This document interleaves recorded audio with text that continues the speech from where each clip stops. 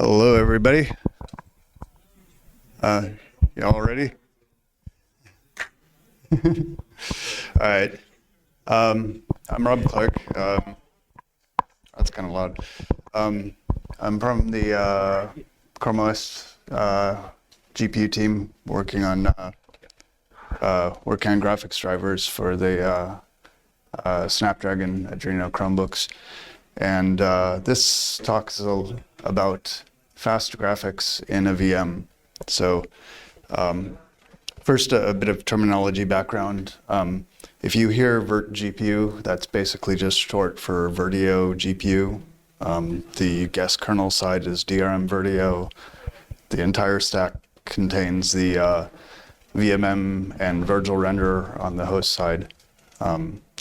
So virtGPU tends to get used interchangeably with that. And why am I interested in virtGPU? Well, basically, ChromeOS loves its some VMs.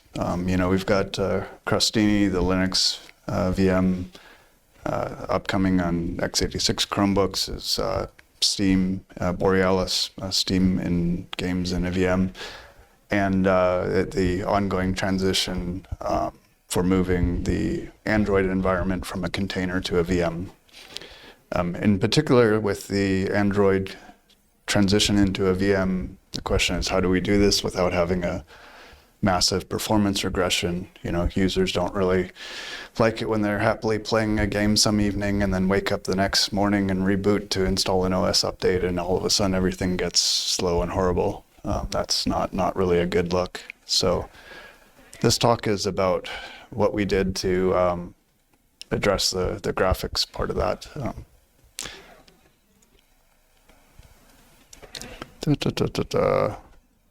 And there we go. All right, so first some background. Classes of GPU virtualization, and this is according to Wikipedia, so it must be exhaustive and complete. First, you got device emulation, API remoting, fixed pass-through, and mediated pass-through. There we go. So we'll skip over device emulation. It's interesting for emulating old game consoles and things like that. It's not an interesting way for modern high-performance graphics in a VM. The second way is API remoting, and this is probably the most common. So when you think of VergL or Venus, these are somehow forwarding the GL or Vulcan API to a native driver on the host side. One of the drawbacks, the performance isn't necessarily great. Wikipedia claims 12 to 86% of native performance. Something in the mid-range of that is kind of what we see in practice with VergL. Another drawback is isolation. I mean, the guests on the host side, the VMM process is somewhat privileged from the point of view of the guest, in that it can see all of the guest's memory. So it can see all of the guest user space processes memory, all of the guest kernel's memory. And so, yeah, you're just going to go put a whole GL driver there. That's a great plan.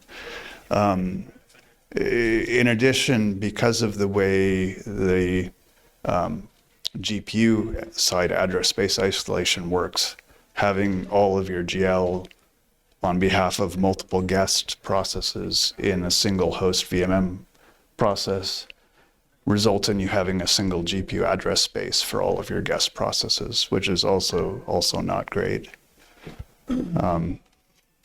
So Venus with the VK pass-through does this better. It proxies off into a separate moar sandbox host process for each guest process, but there's still some drawbacks in that you end up funneling all of your application threads using Vulcan through a single thread on the host side, which is maybe not great. The next category is fixed pass-through, this like PCI pass-through. It's nice in limited cases where you can dedicate an entire GPU to a single VM.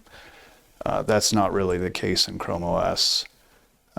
It does have near native performance, but it doesn't have any story for sharing a single GPU between multiple VMs or, say, a single VM and the host. And this is important in ChromeOS because our setup, we generally have apps in the VM rendering to a Windows surface that gets proxied through to the host and displayed as a normal window by the host compositor. Finally, the, eventual future, hopeful, wonderful world will have mediated pass-through, and we've somehow solved fence and buffer sharing between hosts and the guests with this, and do command submission directly from guests. But some hardware like AMD can kind of do this with user space command submission, but no one's really solved the fence problem yet, let alone how to share buffers between the host and the guest. So, a bit about VertGPU. In the guest kernel, you have DRM Vertio.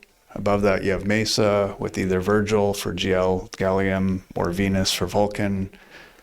On the host side, you have virglrenderer with different renderer backend for each, sitting on top of a host, native driver.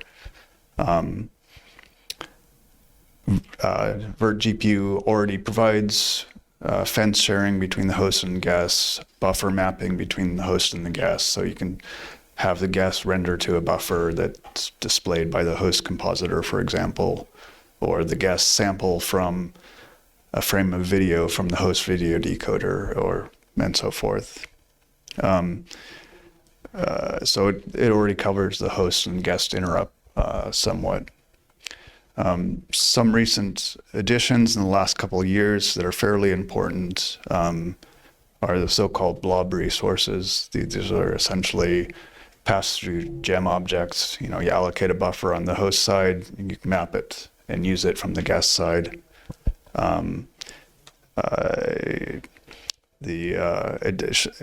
The next one is the context types. So you can think of VertGPU as a transport layer for multiple different protocols. Like Venus and VergL have two completely different protocols for communicating between the guest component and the host component. And there's actually a few additional context types that are used with Android and also the Android emulator, which is a separate thing. And then finally, ring index, which finally gives VertGPU the context of having multiple DMA fence timelines, which you end up needing, for example, for Vulcan. You have multiple timelines, and either each process in addition could have independent timelines depending on how your GPU scheduler works. So what can we do to make this all faster? Enter the DRM native context. So the idea is basically take your native Mesa driver, implement a support to talk to a completely different kernel driver, in this case, VertGPU, tunneling some device-specific protocol over to the host to a thin shim on the host side that turns us into host dioctals. So this is essentially API remoting, like VergL and Venus, except for it's API remoting at the kernel interface rather than the application API interface. And this has a few advantages. We're doing the remoting at the level with the least frequent API calls, rate of API calls. For a GL app, that might be one call a frame, or maybe just a handful instead of thousands. It's also the layer where there's a least frequent rate of change. So, GL's not evolving that quickly, but Vulcan is still evolving quickly. There's new extensions coming all of the time. Most of those don't need new kernel UABI between the native driver and the host kernel. And, you know, as I mentioned before, this integrates with the existing fence and buffer passing that VertGPU provides. And best of all, it's really not that much code. So in Mesa, it's about a bit less than 2,000 lines of code.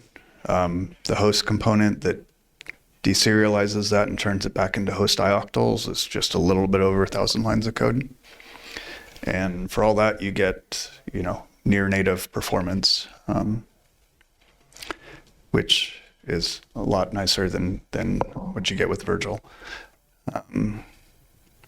So in terms of how this is structured, so in the guest, each guest process opens the DRM render node file, let's say. It gets a struct DRM file on the kernel side. Each guest DRM file corresponds to one context instance. So it gets one MSM renderer created on the host side. That, you know, virtual renderer context is one, each opens its own render node file instance. So it gets a single DRM file on the host. And that keeps the GPU address spaces one-to-one with guest processes. So you have GPU address space isolation. And then in terms of gem objects, it's basically one-to-one between the host and guest with one extra special buffer that's just used in the return, you know, path for messaging between the host and the guest. There's a single shared mem buffer. And these are all using the so-called blob resources. So in terms of synchronization and fences, there's one special timeline, which is the timeline for the guest user space to synchronize with the host user space. For example, if there's a request message from the guest that needs a response, which is pretty rare. Things are structured to be completely asynchronous in the hot path. But, you know, for context setup and stuff, there is some synchronous communication. And then ring index greater than 0 maps 1-to-1 basically to priority levels, which map to DRM schedule entities on the host, which maps to a DRM fence timeline. We use, one important thing is we use, instead of gem handles in the interface between the guest and the host, we use guest assigned resource IDs. This and doing GPU virtual address allocation in the guest allows the guest to never have to wait for a gem allocation. Currently, all of the synchronization is in the guest. So if you do a VertGPU exec buff within fences, that ends up waiting in the guest for fence to signals, which isn't quite optimal. I mean, hopefully in the common case, you're waiting on a fence that has already signaled, so it's not a big deal, but there's a little bit of room for improvement in general for VertGPU, which would also help, for example, VergL to push the fences down to the host. So in terms of protocol, basically we use VertGPU exec buffer as a way of passing command messages from the guest down to the host, potentially multiple messages at a time. Anything that doesn't need an immediate response, we can buffer up and wait on. In the opposite direction, for request messages that do have a response from the host, we use this shared mem buffer, and basically the request message from the guest basically tells the host, write the response I want at this offset in the shared mem buffer. The host just has to do some simple bounds checking to make sure the guest isn't telling it to write out of bounds, and then writes a response there. So it keeps the host side very simple. So, and, you know, since you're having to do, you know, make add some code in Mesa for this. It's not transparent like just making the render node somehow magically visible in the guest.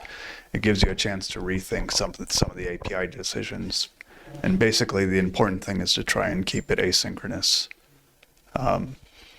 You know, the thing that will kill you with performance of things in a VM is lots of tight round trip latencies where you have to wait on the response from the host.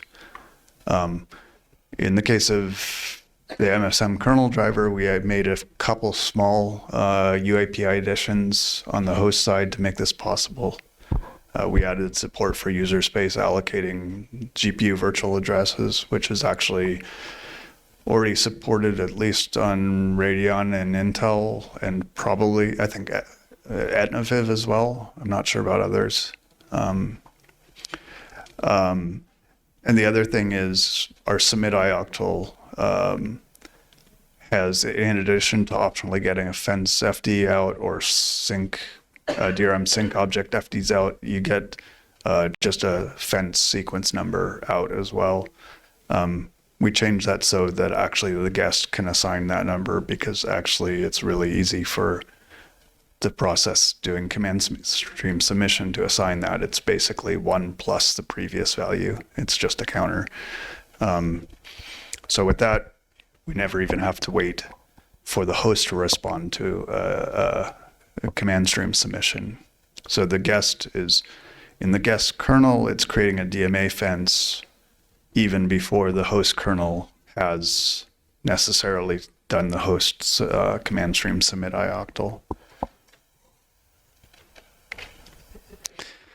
So an example of what I mean by keeping this as asynchronous, and this, this is a simple example going left to right. The application does some rendering that somehow results in 3 new gem buffer allocations, importing a new DMA buff FD, maybe uploading some data to one of the buffers, like a VBO or something like that, and then command stream submit. In this example, the whole sequence is asynchronous and the guest is running ahead of the host. Since with the gem new, we have the host allocating the GPU virtual address, the user mode driver can continue on doing command stream building without having to wait for the host. The set IOVA is used for imported buffers. So that's a case where we get an existing buffer and we need to give it an address. Again, we don't need to wait for that. The gem upload command is kind of a special trick. I added that because there's a lot of cases where buffers that user space writes once and then never accesses, like uploaded shaders, for example.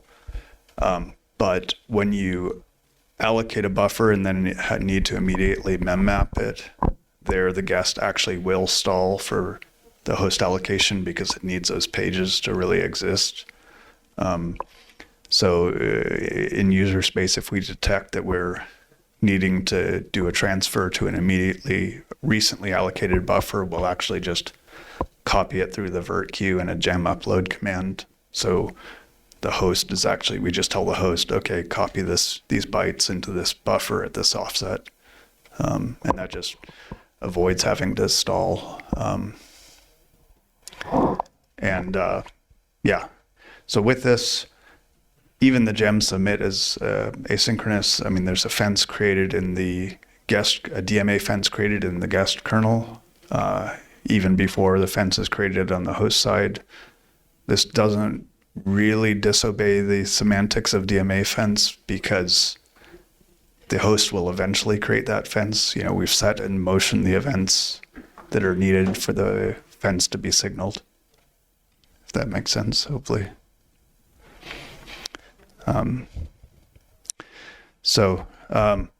We did consider a few alternatives before this, and the obvious first one to think about is so-called render node forwarding. That's basically making at least a subset of the ioctls on the DRM render node visible in the guest.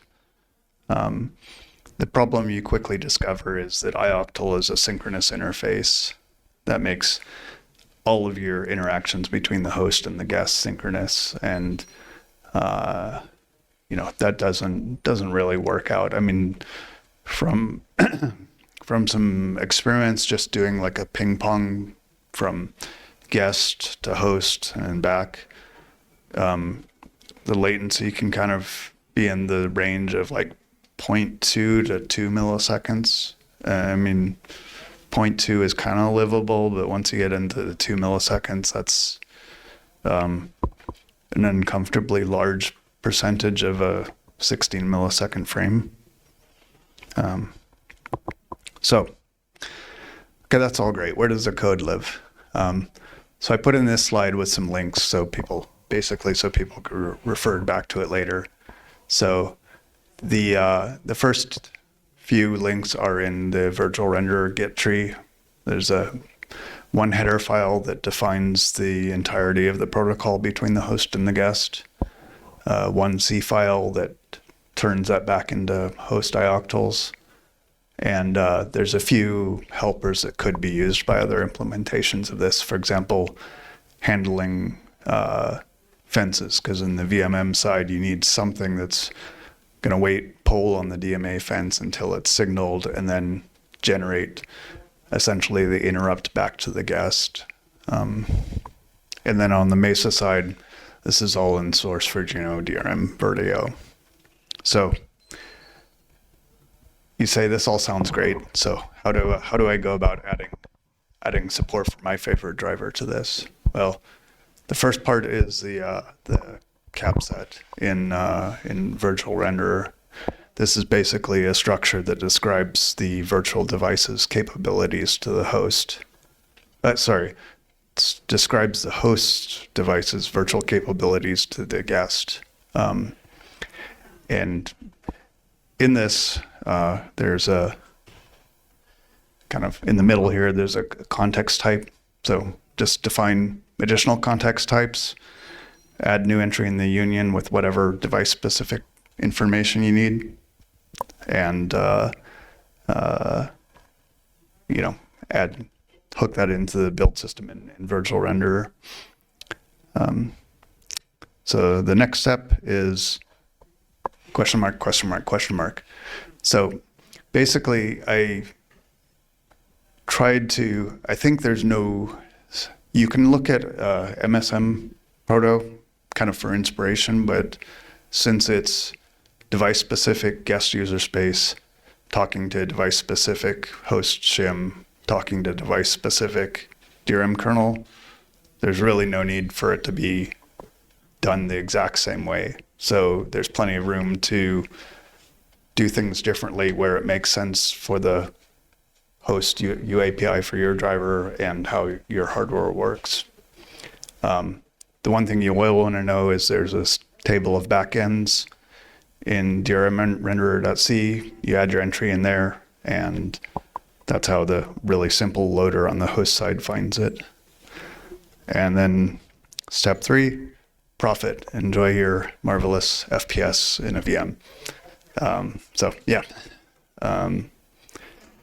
And then next steps. As I alluded to earlier, there's probably some room to improve in general on the VertGPU fencing story. In particular, if we do a VertGPU exec buffer and all of the fences that we need to wait on are host fences, we should just plumb those back through to the host and push the wait all the way down to the host kernel instead of doing it in the guest kernel. We do still need to add syncob support. I know some of the other GL drivers need this, and we would need it for Vulcan drivers and so forth.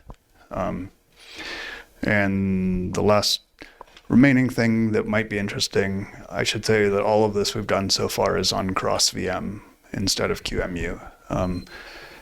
Both cross-VM and QEMU support virglrenderer, but QEMU is somewhat far behind in terms of what VertGPU features it supports. So I think last I checked, it's missing blob resource and ring index and a few other things. And those are basically all the same things that you'd need to get Venus working as well. And yeah, questions? Yeah. Is there anything other than DRM sync object that you need to get Vulcan drivers working with? Is there anything other than DRM sync object needed to get Vulcan drivers? Definitely in the case of Adreno, no.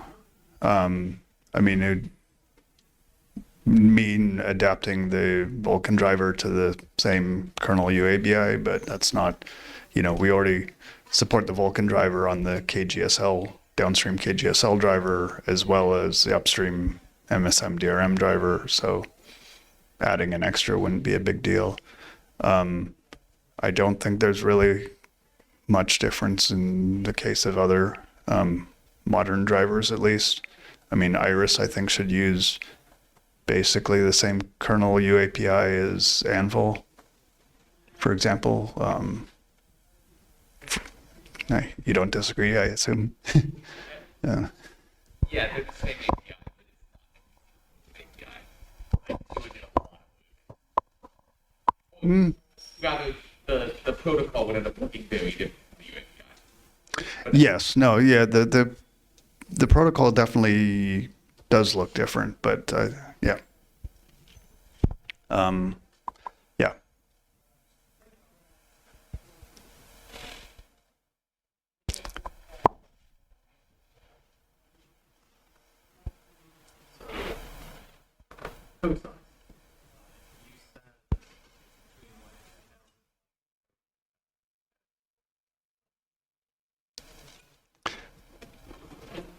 Continue asking the question. Yeah, I can kind of hear it. You said it's 22,000 lines of code to implement for Adreno. Is it going to be 2,000 lines of code for a single driver, or can a lot of that be shared? Pull out the shareable code. I mean, I expect some things like the fence handling. Oh, sorry. The question was about sharing code with other drivers. I think we probably need more drivers to completely accurately answer that question. I think, for example, the fence handling is almost 100% likely to be identical, so that's why that's already pulled out into a helper. In terms of everything else, the code is really just turning things into host dioctals, which are different on different drivers anyways, so you would make it harder by trying to share much. Yeah, I mean, I think the more important thing to share is like the concepts and the ideas of implementation or information flow. Like you can take advantage of the fact that I already tried using gem handles in the host to, or the guest to host interface and realize that wasn't a good idea. We should, because we end up stalling on gem allocation. So let's switch to using resource IDs, for example. That sort of thing is the thing that's worth sharing. There's a question from live audience.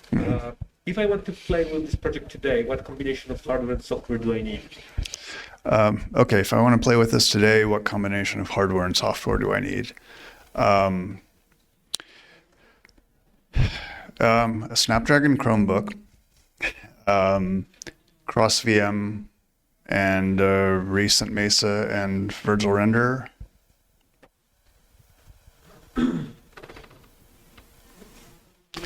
Yeah, Bess. Yeah, so you said that for I think basically like you recommend like the ignore errors and then if there are things that he happens in the host because they hate protect the host or whatever, it's still the charge there.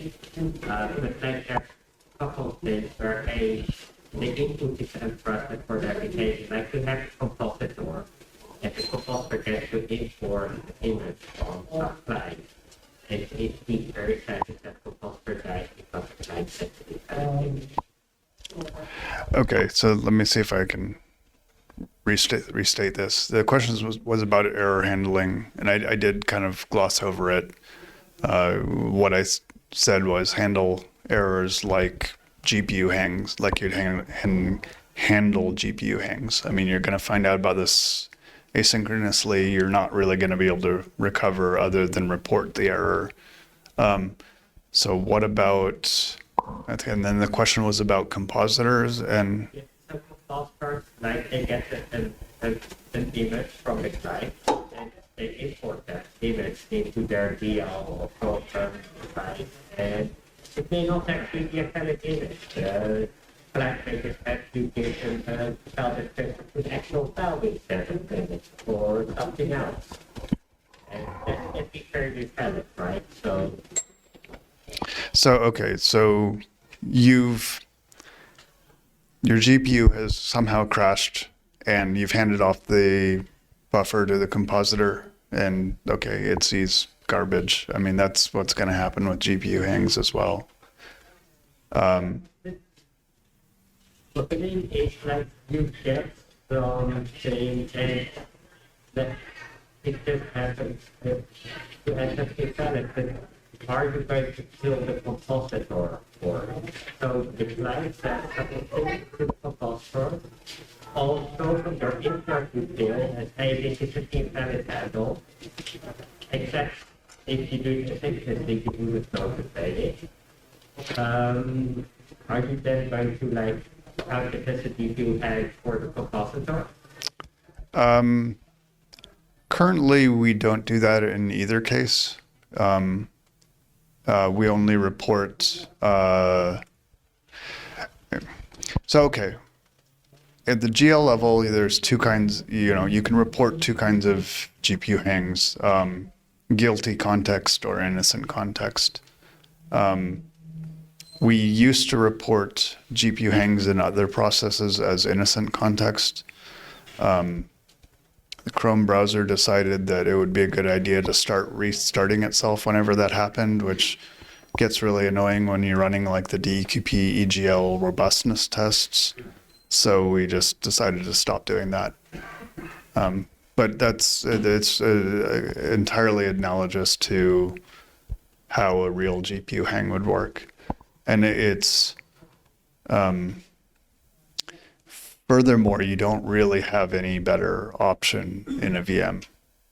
I mean, with VergL, for example, you'll end up finding out about the fact that the host couldn't allocate a buffer, at some point later. It'll be asynchronous regardless.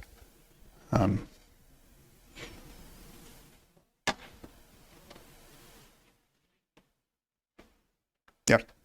Are there any kind of implications on security in this new approach, or is it kind of assumed that the VM is already trusted anyway? So, yeah, okay. The question was about security and trust of the VM. And this was a topic of a great many discussions beforehand, because ChromeOS does, in fact, care quite a lot about security. So the first thing I'll say is you absolutely have to get security right at the host kernel boundary regardless. You have to get isolation between GPU processes right regardless. I mean, with modern Vulcan and extensions, you have raw pointers. With OpenCL, you have raw pointers. At that point, if you're just relying on the user space driver as your security boundary, the host user space driver as a security boundary, you're doing it wrong. The second thing I'll say is the fact that you have a single GPU address space with VergL and the GL driver and the host VMM makes the situation worse, because now you have no isolation between different guest processes using the GPU. And furthermore, a real GPU driver is like an insane thing to consider as a security boundary. I mean, how do you fuzz it? I mean, there's between the shader compiler and state tracking and so on. That's you wouldn't want to put that in the kernel, for example. It's just not a sane security boundary.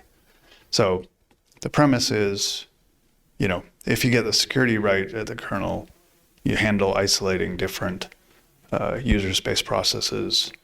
Make sure they, and obviously you want to do things like fuzz your kernel API, and you also want to fuzz your virglrenderer component that turns a protocol back into ioctls, because you don't want the guest to be able to trigger like out of bounds array access or something like that in the host.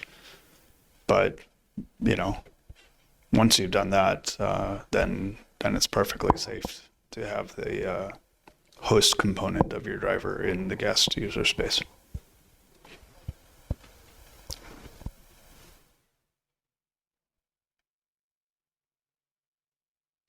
All right. Cool. Thanks.